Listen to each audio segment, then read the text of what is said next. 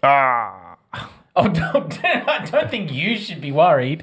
Hello to our Got Some audience. For those who are watching, this immediately looks different. For those who are listening, you're about to find out why. It's just me in the studio. Hopefully we added a sound effect over the top of that. If not, hilarious. I'm Angus O'Loughlin. I'm a wine lover. I started this podcast with Master Sommelier Carlos Santos at the start of 2022 in the hopes of finding the best $30 bottle of wine in Australia.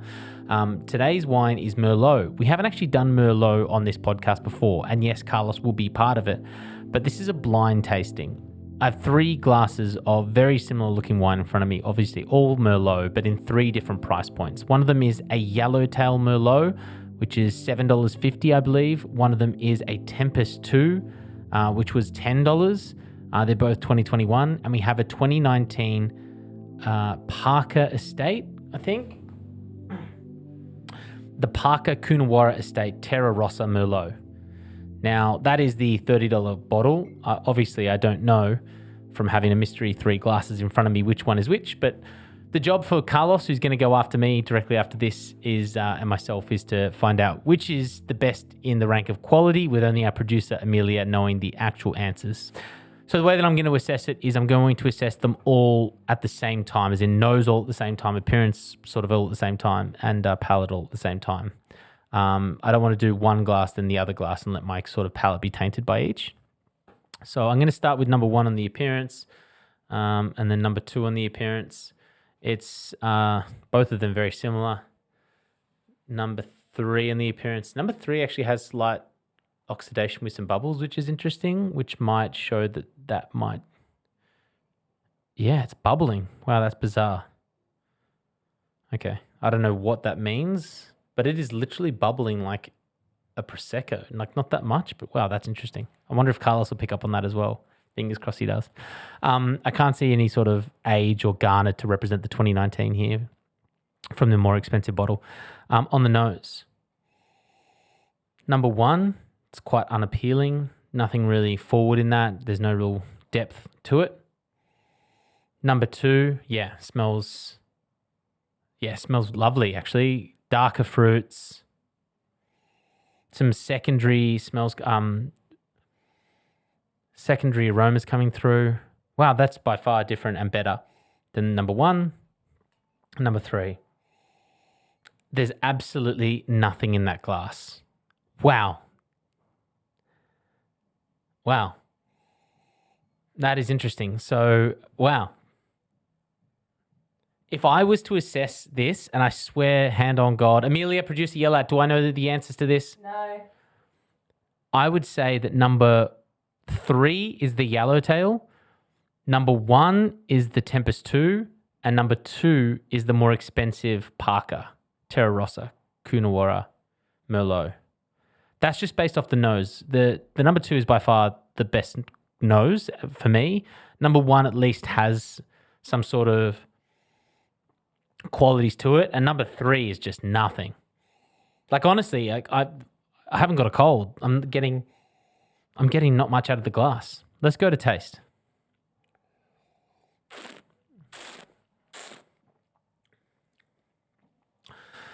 Number 1 has a sense of sweetness to it, which is weird. It is a dry wine.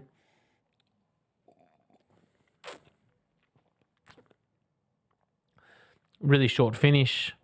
High acid. Wow. Acid's really coming through. Light tannins or medium tannins, but like nothing really overly perceptible.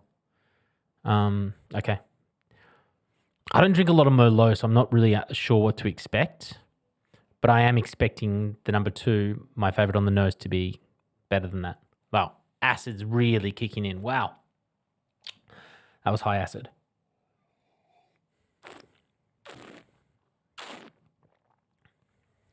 Yeah. By far, I think that's the best out of the 2 so far, but I think 3 is going to be an absolute pile of shit. Smells nice. It tastes nice. It actually tastes like it has a bit of age. I know the other 2 are 2021, which might be, it would have been nice, I guess, to have a Merlot of the same year. I didn't really think about that when I was buying them. But yeah, this is nice. The tannins are less. Wow, I didn't know Merlot was so high acid. Wow, the acid's high on this as well. Not as high. Kind of feels like the tannins help kind of mellow that out. That's quite nice. Compared. Look, objectively, I'm not really sure. I'm not a huge Merlot drinker. I'm looking forward to assessing this with Carlos at the end of it about what we liked about this wine and why we picked it. And he might, taste this differently. Hence why I'm going first. I'm trying number 3 now. It's better on the nose than it is on the appearance with the bubbles and the nose, which was not much there. Very short finish.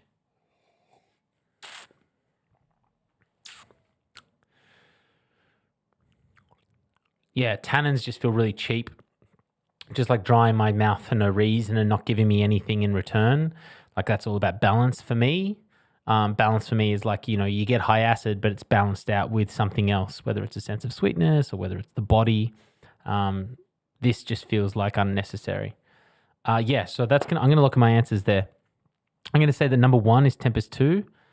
Number 2 is the higher quality one that we would usually assess on the podcast, the Parker Coonawarra Estate Terra Rossa Merlot from 2019. And I think number 3 is Yellowtail, the Merlot. We're not going to find out the answers of that. Amelia will reveal that after Carlos's assessment. So, pew!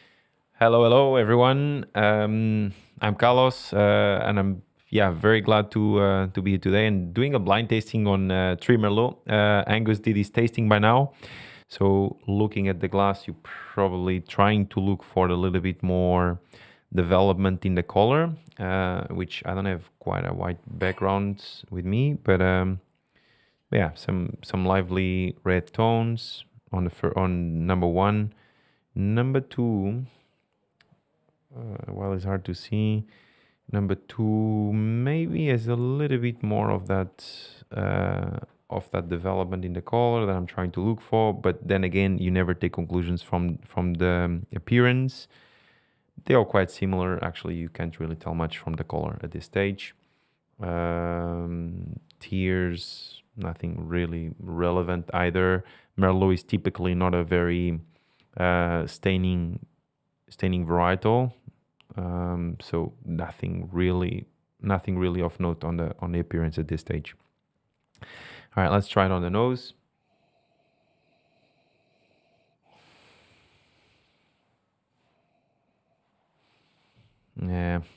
Nose, it's fruity. It's a little bit more red fruit driven, red cherry. It's no really evidence of oak, but like it smells like alcohol. Smells like red fruit, and that's really pretty much about it at this stage. Nothing major, nothing of note, no really development in there. Number 2.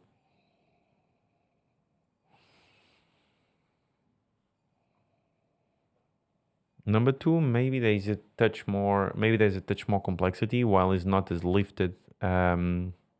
While it's not as lifted on the nose, there's maybe another layer of aromas. There is maybe a touch more of the oak, touch more spice, clove and nutmeg. And I'll leave it at that for now. Number 3. No, number 3, it's... Number 3 smells like washing powder. Red fruit and washing powder, it seems very, very youthful, but not really appealing on the nose at this stage. Okay, try it on the palate.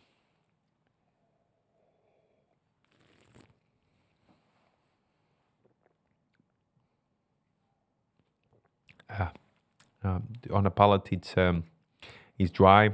Acidity is towards medium plus. Alcohol is warming, but not super high. I'm tempted to say it like 13.5%. There's a slight warming on the throat in the back, but really short finish. so not overly complex. Is red fruit, red cherry, plum, a lot of plum aroma, but that's really it. No evidence of oak, and I think the alcohol is really kind of a little bit unbalanced. It's very perceptible. It's not really integrated. I think it's pretty simple, pretty straightforward. Wine number one. Nothing really much to say. Not complex. Number two is definitely a little bit more complexity. There's a little bit more wild berry, a little bit more blueberry, a little bit more clove and nutmeg as well. There's more floral, more like red flower.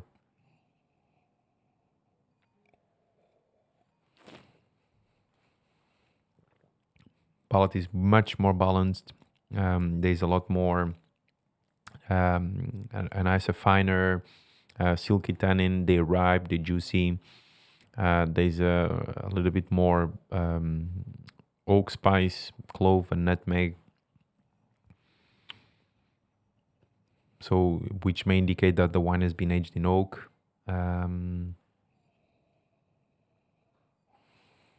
Smooth, silky. It's pretty good.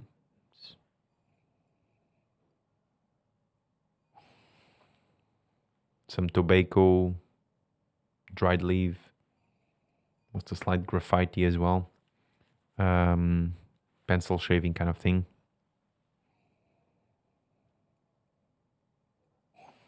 Yeah. Okay. That's number two. Number three.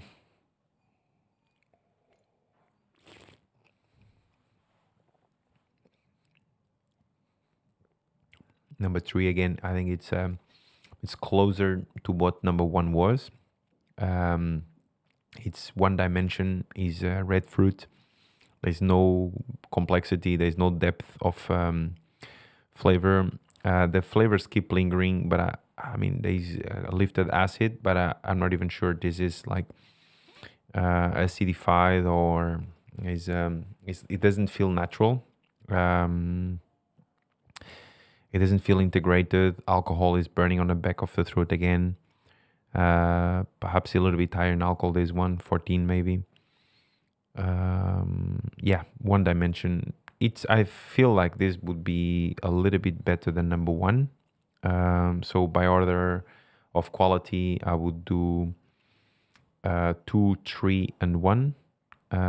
Just because number two, it's definitely the most complex. It's finer, it's better, it's more silky. There's a lot more to it. It's longer in flavor, it's more complex, and is a better wine overall. And yeah. Number three, it's just a touch better than number one, but it's again one dimension, not really complex. I think the alcohol is a little bit unbalanced. This is stainless steel or very, very old barrel, and just freshly pressed juice, bottled, and off you go. And number one is probably my least favorite of the three options. I think it's the most straightforward one. It's just cheap and cheerful Merlot, and not of very high quality. I think it's the least expensive option. So if I were to place this with the bottles that I have in front of me, I have them on a different order. So I would say that the Parker Estate is number 2. I would say that the Tempus 2 it's number 3, and the Yellowtail is number 1. And just like that, if you're watching this, we're back sitting next to each other as per the usual Got Some recording order. But Carlos doesn't know my results. I was in the studio when Carlos did his, so I do know his results. I can tell you this: we're different. Oh, I don't think you should be worried. No, I'm not worried, but it would have been nice if we were very together. confident on my selection. But you just never know. We'll get to our results in a second. Obviously, people know what our results are. We'll get to the actual result of what the answers are very soon. But we did both have number 2 as the same? Is that the right call? I don't know. Is that We'll find out. Who knows? We both picked number 2 as the $30 Parker Coonawarra Estate Merlot from 2019. Firstly, I'm pretty confident. I had it as 213 and you had it as 231. Mm-hmm. So I had this as number 1 and you had that as number 3. Does that make sense?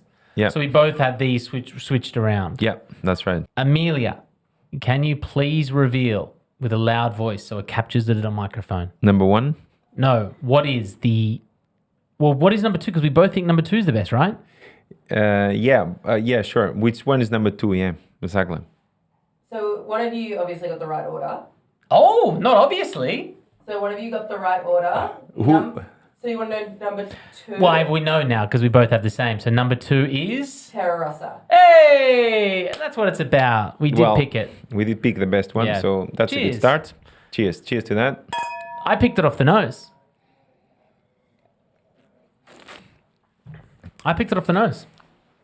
Well, I mean, I hate to squash it, but what a loser having to wait for the palate to figure it out. Rookie. Well, I thought it was so obvious. never assume. So our difference is 1 and 3. All right, so we both got the same. Well, we got it right. We picked the best. For you, how was it? What was so identifyingly obvious about that being? Oh, it's just overall nose and palate and complexity, smoother. It's more elegant. I kind of regret not getting the same vintage. That was something that I do sort of regret that I didn't get all 2021s. Because for me, I felt like I tasted an aged wine. It's so beautiful, like blueberry. It smells like vibrant, fresh blueberry. I picked number 2. I picked number 1 as the Tempest 2. You picked that as the Yellowtail. You have more experience with this type of wine than me, so That hurts, and it's a big flex. But so you picked the $7.50 wine better than the $10 wine, and I actually, without, I picked it in the order of, I guess, not off quality. It did base it on the price as well, of being $30, $10, and $7.50 for me. Amelia is the only person with the answers. One of us is correct. Drum roll or build up the atmosphere. Here we go. Here we go. Building up the atmosphere. Amelia, do you want to come round and we'll just yell it out? All right, I'm just going to go through the glasses because that's probably easiest. Sure. So glass number 1 was Yellowtail. So Carlos got the right order. Really? But okay. Well done, Carlos. it's okay. It's okay. I mean, I'm sad about losing to a Master Sommelier. No. For you, I mean, really, number 1 was... Number 1 was Yellowtail. Number 2 was the Terra Rossa. And number 3 was the Tempest 2. Yeah, I mean, number one, it smells so. It's like put the nose. It's like I cannot even. It smells like pepper, or it's just so weird. It's so. It's like wide open, straight up, and it's not. It smells like really cheap and cheerful. As I think I mentioned on the first nose, and then here there's a little bit more compacted. It's a little bit more. It seems just a touch more complex, and it's not as broad. It's not as evident and aromatic. But I mean, it's an amazing exercise. Thank you so much for putting us through this. I'm glad that the cream of $30 did rise to the top. I mean, it is much of a muchness between the two. Obviously, a Master Sommelier can pick it out. I can't. Hopefully in a couple of years' time, I'll be able to. But December 16 is when we'll find out who is the best, or in the wines that we've tasted, the best $30 bottle in Australia. But until then, well done. Let's congratulate the fact that we both got number 2. I think so. Yeah, Well that's Finish a on better a way to high. put it. That's it. So would, my friend. Cheers. Thanks very much. It was great.